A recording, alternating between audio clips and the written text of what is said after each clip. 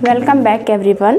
आज मैं बहुत ही यूनिक टॉपिक पे बात करने वाली हूँ और आज की जो बात रहेगी वो आप सभी के बहुत काम आने वाली है। आप किसी भी एग्ज़ाम की प्रिपरेशन कर रहे हैं उसमें ये जो बातें आज मैं करूँगी वो आपके लिए काफ़ी हेल्पफुल रहेंगी। और ये जो टॉपिक में मैं आज डिस्कशन करूँगी ये आपकी ही क्वेरी है, आपका ही कमेंट है। आपके कमेंट के थ्रू मुझे पता चला कि मुझे इस पे बात करने की ज़रूरत है, बिकॉज़ आपके कमेंट को मैं बहुत ही सीरियसली लेती हूँ और उसका रिप्लाई भी मैं प्रॉपर करती हूँ। मुझे ध्यान रहता है भले ही थोड़ा लेट हो जाए, लेकिन ऐसा नहीं है कि मैं किसी का इम्पोर्टेंट कमेंट अगर आया है तो मैं उस पर काम ना करूँ। तो मैं बात करती हूँ अभी जो रिसेंट कमेंट आए हुए हैं मुझे, उसमें कुछ आप लोगों की डिमांड है। मुझे नाम तो नहीं याद है, लेकिन फिर भी आपके कमेंट मुझे याद है, मेरे दिमाग में है कि आपने मुझसे क्या डिमांड की है, तो मुझे उसे पूरा ही करना है। तो मैं उसी पे आज चर्चा करूँगी। तो उसमें पहला जो मैं कमेंट आज मेरे माइंड में है वो ये है कि आपने मुझसे कई बार डिमांड की है कि यूपीएचएससी का जो री एग्ज़ाम होने वाला है उसकी मैं प्रिपरेशन कराऊँ। तो मुझे बिल्कुल अच्छे से याद है कि आपने मुझसे कई बार रिक्वेस्ट की है। तो I am really thankful to you कि आपने मुझे अपने कमेंट के थ्रू ये बताया और आप इंटरेस्टेड हैं मुझसे पढ़ने के लिए, ये भी मुझे काफ़ी अच्छा लगा।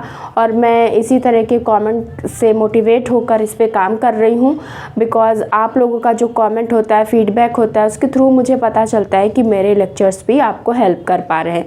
तो मुझे नहीं पता था कि आप मेरे लेक्चर्स को इतना सीरियसली देख रहे हों, और मेरे लेक्चर्स को सीरियसली इसलिए देख रहे होंगे, आपको कुछ ना कुछ बेनिफिट हो रहा होगा या कुछ भी पढ़ाने का तरीका अच्छा लगा होगा, तभी आपने मुझसे ऐसी डिमांड की है।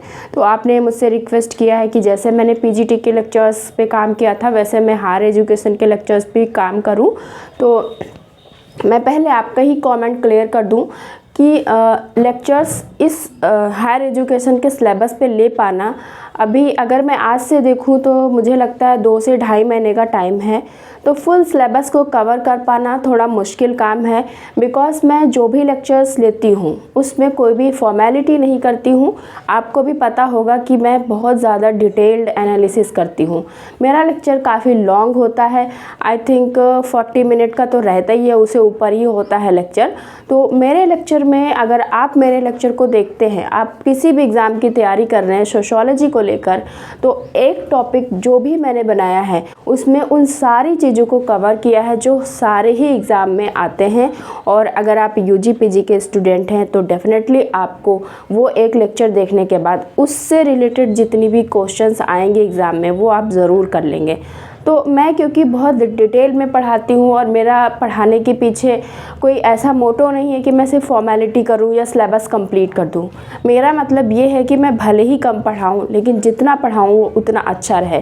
तो काफ़ी टाइम लग जाता है, कई बार लेक्चर्स को आने में भी टाइम हो जाता है। तो मैं समझ सकती हूँ आप लोगों को भी इस प्रॉब्लम से सामना करना पड़ रहा है और आपको भी डिस्टर्बेंस क्रिएट हो जाता है। तो मैं कोशिश करूँगी कि लेक्चर्स जो रहे वो कंटिन्यू आएँ और आप की जो स्टडी है वो लगातार बनी रहे।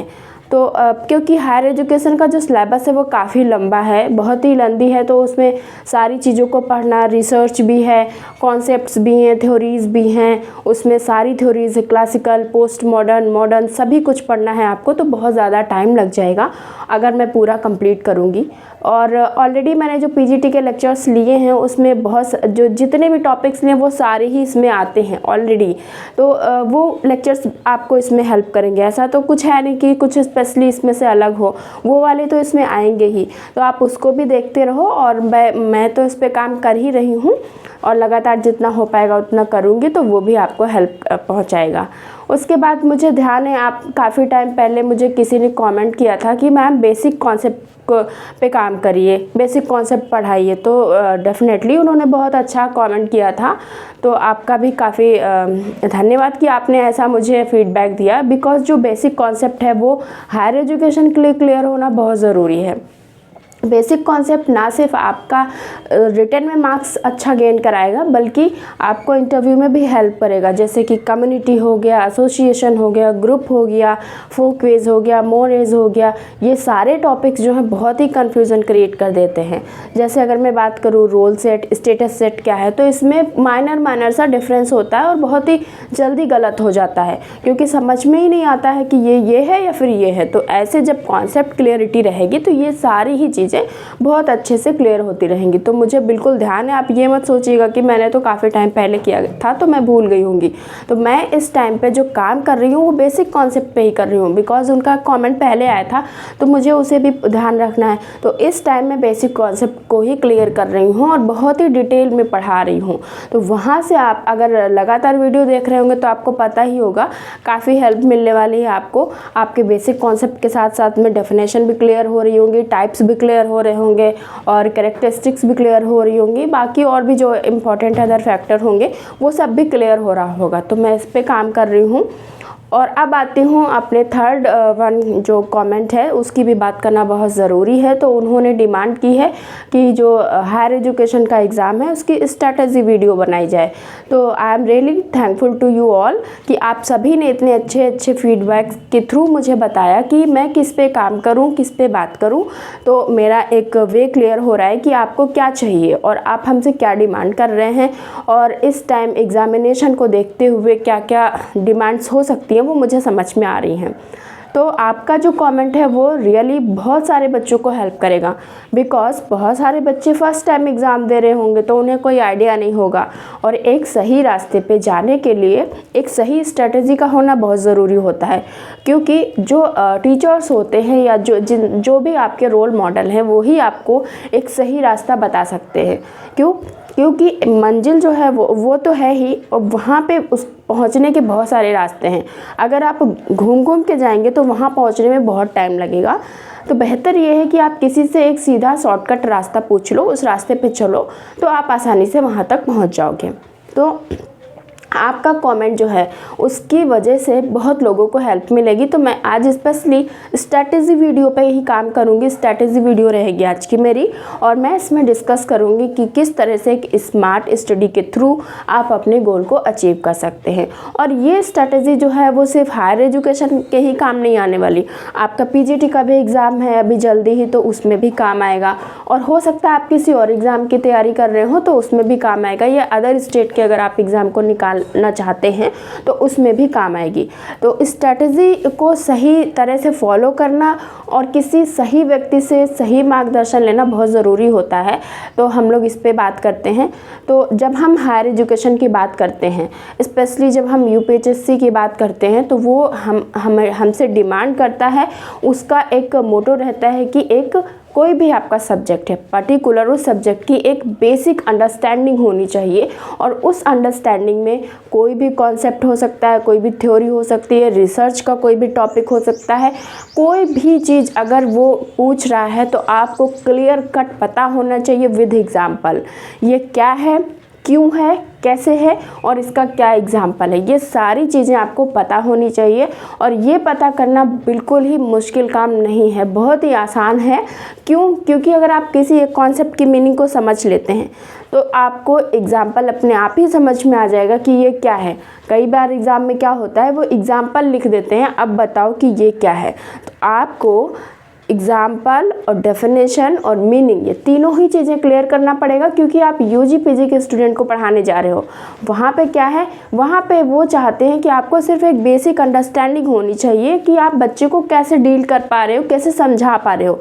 आप क्लास में जाते हो, क्या बच्चे आपके पढ़ाने के तरीके से, लेक्चर स्टार्ट करने के तरीके से वो रुकते हैं या फिर पीछे से निकल जाते हैं। तो ये क्वालिटी आप में होनी चाहिए कि अगर आप कोई भी टॉपिक पढ़ा रहे हो तो बच्चे में इंटरेस्ट जगा सको, वो ये देखना चाहते हैं। ठीक है, तो वो तो इंटरव्यू के टाइम हम डिस्कस करेंगे। और ऑलरेडी मैंने जब इंटरव्यू आने वाला था तब मैंने बनाई थी वीडियो।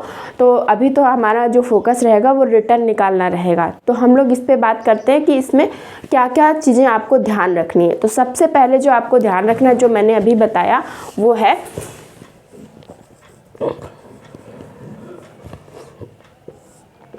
Concept clarity. कोई भी कॉन्सेप्ट है, चाहे आप किसी भी सब्जेक्ट की प्रिपरेशन कर रहे हो, पॉलिटिकल साइंस है, सोशियोलॉजी है, हिंदी है, जो भी है आपका, तो उसमें कॉन्सेप्ट क्लियरिटी आपको होनी चाहिए। कॉन्सेप्ट क्लियरिटी का मतलब जो मैंने आपको बताया कि क्या है, आप एकदम सटीक लाइन में एकदम अच्छे से एग्जाम्पल के साथ में बता पाओ कि ये है, और उसी के साथ में आपको ये पता होना चाहिए, अगर वो एग्जाम्पल दे रहा है तो आप रिलेट कर पाओ कि ये क्या होगा।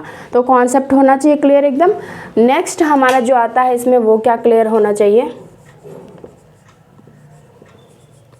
डेफिनेशन बहुत ही इम्पॉर्टेंट है। किसी भी कॉन्सेप्ट को समझने से पहले आपको डेफिनेशन लर्न करना पड़ेगा। अगर आप डेफिनेशन लर्न कर लेते हो तो कॉन्सेप्ट अपने आप बता लोगे कि ये कॉन्सेप्ट है तो डेफिनेशन से रिलेट करके निकाल लोगे। पर यहाँ पे जो आप प्रिपरेशन करते हो, सिर्फ डेफिनेशन लर्न होने या समझने से काम नहीं चलेगा। आपको यहाँ ये ध्यान रखना है कि ये डेफिनेशन किस थिंकर की है, क्योंकि इस एग्ज़ाम में जो डेफिनेशन पूछी जाती है उसमें सबसे बड़ा रोल होता है कि किस थिंकर ने क्या कहा। तो ये दो तरह से काम हो सकता है, या तो आप थिंकर्स के आइडिया को पकड़ लो, ये थिंकर किस पे बात करता है तो डेफिनेशन को फाइंड कर लोगे। वो थोड़ा सा मुश्किल होता है क्योंकि कई लोगों के आइडिया सिमिलर होते हैं।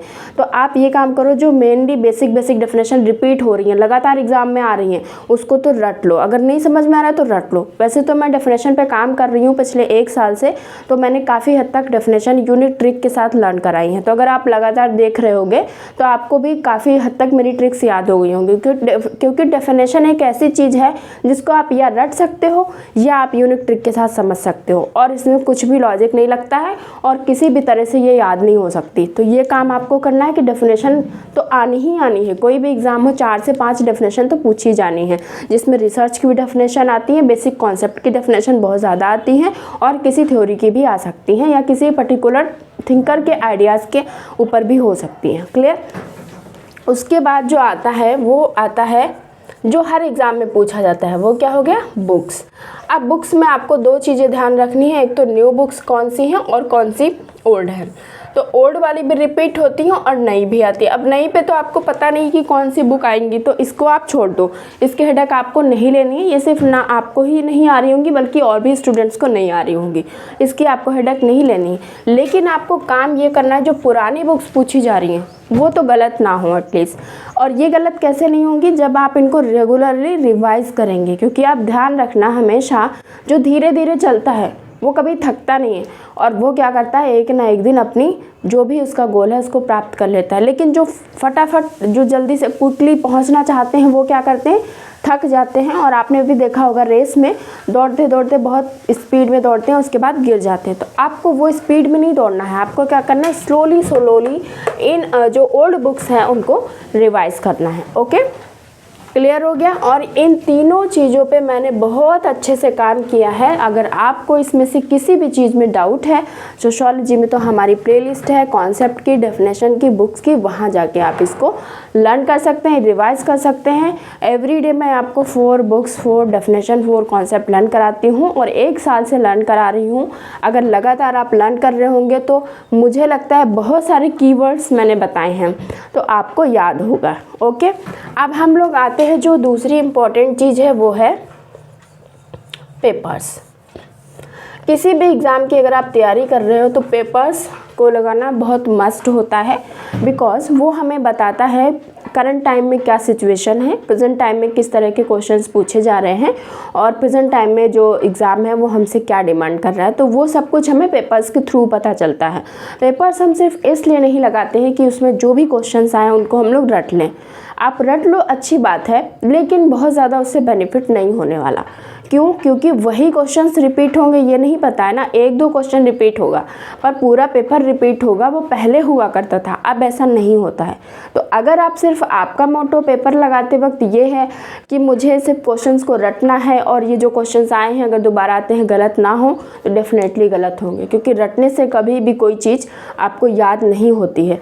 आपको बिल्कुल भी परेशान नहीं होना है कि मेरे पास इतना कम टाइम है, हम कैसे इतना काम करेंगे, क्योंकि पेपर्स बहुत ज़्यादा है। मुझे पता है इतने ज़्यादा पेपर्स हैं कि आप अगर पेपर्स लगाओगे तो पेपर्स ही लगाते रहोगे, रिवाइज भी नहीं कर पाओगे, इतना ज़्यादा है। तो आप पेपर्स की हेडक छोड़ो, आपको सिर्फ ये इसलिए देखना है कि पेपर्स लगाते वक्त आपका कौन सा पोर्शन वीक है। फॉर एग्ज़ाम्पल, अगर आप पिछली बार का हायर एजुकेशन का जो एग्ज़ाम ये हुआ था जो कैंसिल हो गया है, अगर आप ये देखोगे तो आपको क्या देखना है, जो क्वेश्चंस हैं वो रटने हैं, वो तो रिपीट नहीं होने, तो कोई फ़ायदा नहीं। आपको ये देखना है कि आपका किस पोर्शन से क्वेश्चन गलत हो रहा है। क्या आपकी बुक्स गलत हो रही हैं, डेफिनेशन गलत हो रही है, या कॉन्सेप्ट गलत हो रहा है, ये आपको देखना है, या फिर आपकी थ्योरी गलत हो रही है। या पर्टिकुलर कोई थिंकर है जिसके आइडियाज़ गलत हो रहे हैं।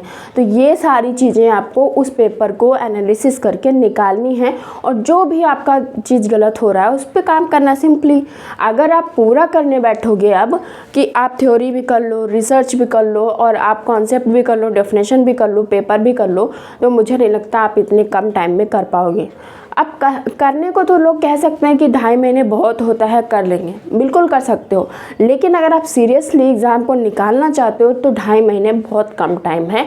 और क्योंकि 1 साल का गैप हो गया, पिछले 1 साल के बाद एग्ज़ाम करेक्ट उसी टाइम पे होने जा रहा है, तो आप ये ना सोचो कि मतलब मेरा वीक है बाकी का स्ट्रांग होगा। क्यों? क्योंकि जिनका ऑलरेडी कॉल हुआ था वो तो इंटरव्यू की तैयारी कर रहे थे, इंटरव्यू की तैयारी कर रहे होंगे तो वो दूसरी तरह से पढ़ रहे होंगे। जिनका नहीं हुआ था वो ये सोच के परेशान होंगे कि मेरा क्यों नहीं हो पाया, मैं कहाँ पे वीक हूँ, लोगों ने इतना ज़्यादा स्कोर कैसे कर लिया। तो सबके अलग अलग इल्यूजन्स हैं, सब लोग अलग अलग परेशान हैं और सब लोग ये सोच के परेशान होंगे कि क्या है, क्यों है, कैसे है। आप उनका सोचो जिन्होंने 85+ स्कोर किया था, 82 किया था, कुछ लोग लिस्ट से बाहर थे, कुछ लोगों का नहीं हो पाया, कुछ लोग बॉर्डर लाइन पे थे। सबकी अलग अलग सिचुएशन होगी, सबकी अलग अलग प्रॉब्लम होगी, तो कोई भी एक रेशियो में नहीं है, सब अलग अलग परेशान हैं। और ऐसा नहीं कि सब अपनी लाइफ में बहुत खुश हैं, सब के सब अपनी लाइफ में अपनी सिचुएशन को लेके परेशान हैं। सब नहीं पढ़ पा रहे होंगे प्रॉपरली, जो लोग पढ़ रहे होंगे वो कुछ ही लोग होंगे। तो ऐसा आप मत सोचो कि उसके पास इतना है, आप ये सोचो कि मेरे पास तो इतना है, उसके पास तो इतना भी नहीं है। आप अपने से ऊपर वालों को मत देखो, आपको क्या करना है, अपने से नीचे वाले को देखना है कि उसके पास इतनी ज़्यादा प्रॉब्लम्स हैं, ऐसी सिचुएशन है, उसके बाद भी वो कर ले रहा है, कैसे मैनेज कर रहा है। और मेरे पास इतनी फैसिलिटीज़ हैं, जो भी आप उसमें हैप्पी रहो कि मेरे पास इतना सब कुछ है, अगर वो कर सकता है या कर सकती है तो मैं क्यों नहीं। तो अगर आप ऐसा सोचते हो तो आपको पॉजिटिविटी मिलेगी और आप इस तरह से इन पेपर्स के आधार पर एनालिसिस करके ये निकाल लोगे कि आपको कहाँ पे काम करना है। और आपको अपनी एनर्जी सिर्फ वही वेस्ट करनी है जहाँ वो अच्छे से आप यूटिलाइज़ कर पाओ। आपको यूजलेसली सब कुछ पढ़ के अपनी एनर्जी नहीं वेस्ट करनी है, क्योंकि अब आपको स्मार्ट स्टडी करनी है। अगर आप एक सिंपल रेशियो में चलोगे, फिर से सारा पेजेस पलटोगे, सारा कुछ पढ़ोगे, तो अब मुश्किल हो जाएगा। तो इसीलिए मैंने कहा कि डिटेल एनालिसिस करने के लिए टाइम नहीं है, अब सिर्फ रिवीजन के लिए टाइम है, ये जो भी टाइम है। क्योंकि अगर एग्ज़ाम कैंसिल हुआ था, तुरंत ही कैंसिल हो जाता तो 1 साल आपके पास टाइम था, आप अच्छे से तैयारी कर लेते। इस मोमेंट पे आके एग्ज़ाम कैंसिल हुआ है तो बहुत ही ज़्यादा लोग पैनिक हैं। आपको पैनिक बिल्कुल भी नहीं होना है, पॉजिटिविटी के साथ आपको तैयारी करनी है, because nothing is in your hand.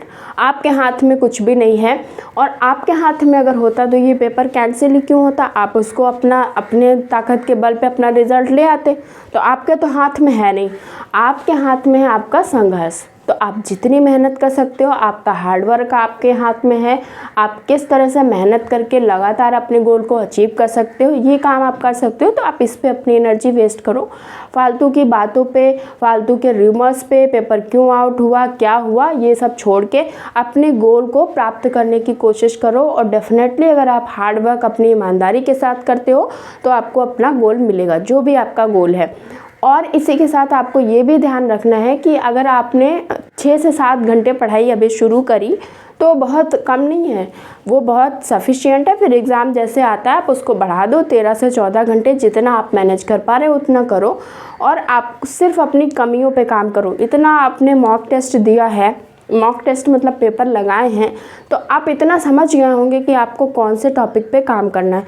For example ये जो पेपर्स लगाते हैं, आपको कोई भी पेपर हो सकता है, इसके लिए ज़रूरी नहीं आप स्पेसिफिक पेपर निकालो, कोई भी आप सिंपली पेपर उठा लो, उसमें देखो पहले कैसे क्वेश्चंस आते थे, अब कैसे क्वेश्चंस आते हैं। जैसे मैं बताऊं, अगर पहले के पेपर्स आप देखोगे तो पहले क्या होता था, सिंपली पूछ लेते थे ये कॉन्सेप्ट किसका है, और वो भी बहुत बेसिक, ये कॉन्सेप्ट किसका है, ये आइडिया किसका है, ये बात किसने कही, ऐसे आते थे। लेकिन जैसे जैसे कॉम्प्लेक्सिटी बढ़ती गई, समाज में जटिलता आती गई, पेपर्स में भी जटिलता आती गई, पेपर्स भी कठिन बनने लगे। और अब कैसे पूछा जाता है कि इनका आइडिया ये था और इनका आइडिया ये था, अब दोनों में क्या सिमिलरिटी है, क्या डिफरेंसेस है, ऐसे पूछ रहा है। तो अब रिलेट करके पूछ रहा है।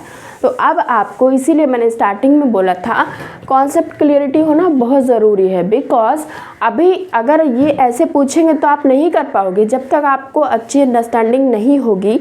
एक थ्योरी पे 2-3 लोगों की क्या क्या आइडियाज़ हैं, अगर क्लियर नहीं होगा तो आप नहीं कर पाओगे कि ये आइडिया किसका पूछ रहा है, क्योंकि अब वो ऐसे नहीं पूछ रहा है व्हाट इज़ दिस, ऐसे नहीं पूछ रहा है। वो पूछ रहा है कि ये ऐसा है तो वो कैसा होगा।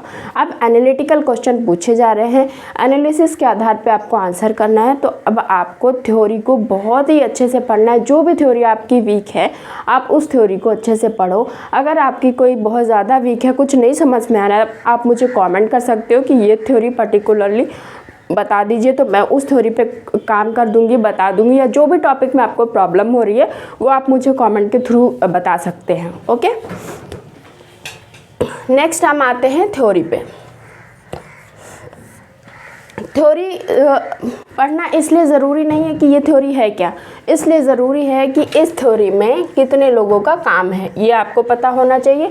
मान लीजिए ये XYZ है, इन लोगों के आइडियाज़ हैं, इस पर इन लोगों ने काम किया है। अब इन लोगों का आइडिया जो है वो इनसे कैसे डिफरेंट है, इसमें मेन क्या है इनका, वो आपको निकालना है। और जब आप ये चीज़ निकाल लोगे कि इनके में ये मेन है, इनके में ये मेन है, तो आप आंसर को बहुत ही आसानी से रिलेट कर लोगे कि ये तो इनका ही आइडिया हो सकता है। फॉर एग्ज़ाम्पल, मैं अगर कॉन्फ्लिक्ट थ्योरी की बात करूँ तो आपको पता है उसमें कौन कौन है, कार्ल मार्क्स हैं, डेरेंडार्फ हैं, कोजर हैं, कॉलिंग्स हैं, सिमन हैं, इन लोगों के आइडियाज़ हैं। अब अगर आपको पता है कार्ल मार्क्स ने क्या कहा, डेरेंडार्फ ने क्या कहा, कॉलिंग्स ने क्या कहा, कोजर ने क्या कहा, तो आप आसानी से कर लोगे कि अच्छा इसका आंसर ये होगा, इसका आंसर ये होगा।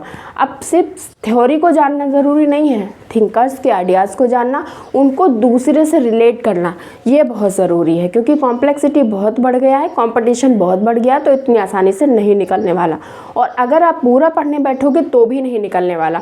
क्यों? क्योंकि इतना कम टाइम है, मेरे हिसाब से तो कम टाइम है। अगर आप पढ़ने बैठोगे आपको खुद ही लगेगा कि कितना कम टाइम था, इतने में तो रिवीजन एक ही बार हो पाया। तो अब आपको पूरा नहीं पढ़ना है, स्मार्ट स्टडी के साथ सिर्फ वो पढ़ना है जिसमें आपको डाउट हो रहा है।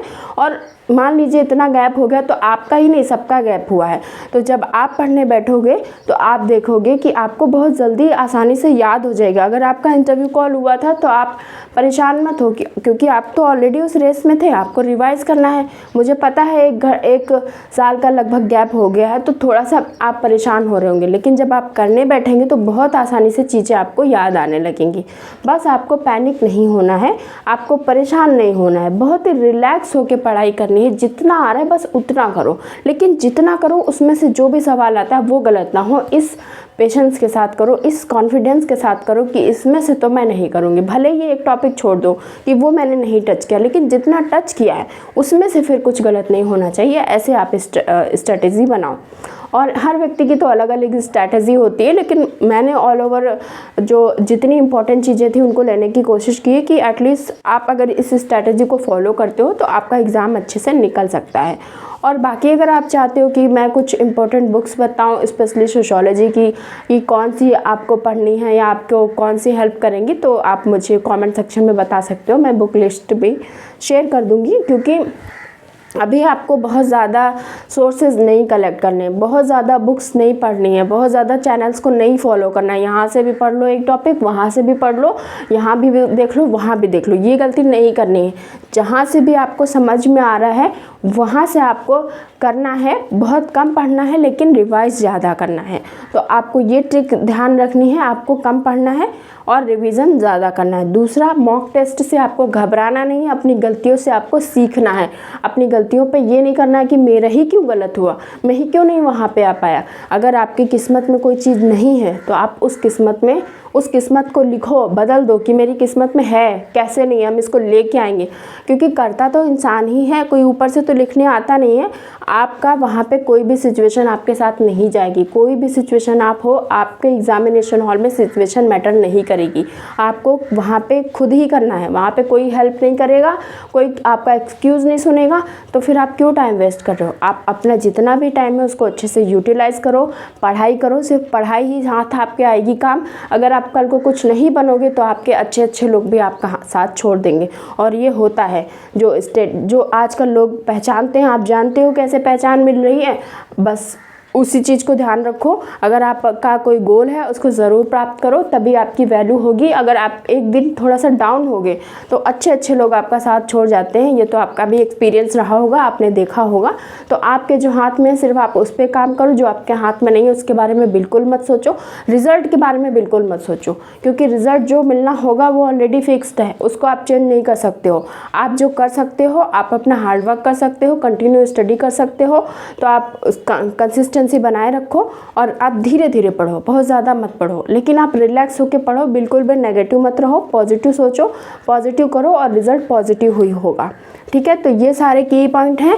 ये स्ट्रैटेजी मुझे लगता है कि शायद आपको हेल्प करेगी। बाकी ये सब पे मैंने काम किया, अगर यहाँ से आप कुछ देखना चाहते हो तो देख सकते हो।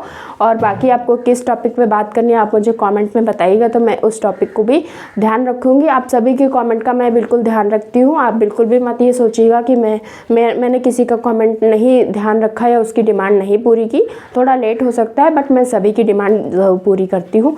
तो आपको इन सभी की पॉइंट को ध्यान में रखते हुए अपनी पढ़ाई शुरू करनी है, और बहुत कम टाइम है और इस कम टाइम को यूटिलाइज करते हुए अपने गोल तक पहुंचना है और अच्छे से उसको अचीव करना है। ओके, तो जितने लोग भी मेरी इस वीडियो को देख रहे हैं उन सभी को wish you all the best, और आप सभी अपनी जो भी आपका गोल है उसको ज़रूर प्राप्त करें। मेरी यही बेस्ट ब्लेसिंग्स हैं आपके साथ। और अगर वीडियो थोड़ी सी भी अच्छी लगती है तो please do like share and subscribe my channel.